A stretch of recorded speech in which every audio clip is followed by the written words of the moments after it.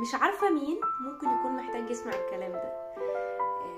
في الحقيقة صاحبك اللي اتخرج واشتغل وبعد كام سنة عمل شركة كبيرة، هو مش متقدم عنك عشان انت لسه ما اشتغلتش ولسه ما عملتش اي حاجة في حياتك فانت متأخر، ولا انت عشان صاحبتك اتجوزت وبقى معاها اطفال وانتي لسه ما اتجوزتيش معناها ان هي متقدمة وانت متأخرة. لا خالص، انت في المكان الصح وفي الوقت الصح. كان في اغنية من وقت كده بتقول يمكن ده مش مكاني والزمن ده مش زماني، والناس كتير قوي صدقتها ان ممكن ده ما يكونش مكانك ولا الزمن اللي انت عايش فيه، وان انت بقى ده انت متأخر عن كل الناس بتوصل وبتعافر وتنجح وانت لسه ما عملتش اي حاجة وانت لسه ما وصلتش لاي حاجة.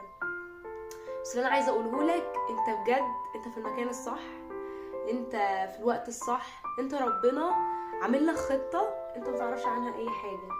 انت دلوقتي باصص تحت رجليك بس وشايف صاحبك اللي وصل وشايف صاحبتك اللي وصلت وانتي لسه واقفة مكانك، بس الحقيقة صدقي ان انت في المكان الصح وفي الوقت الصح، وان ربنا كل حد فينا له خطة حلوة جدا غير بعضينا، بس في النهاية بجد تستاهل ان احنا نمشي خطوات حبة بحبة.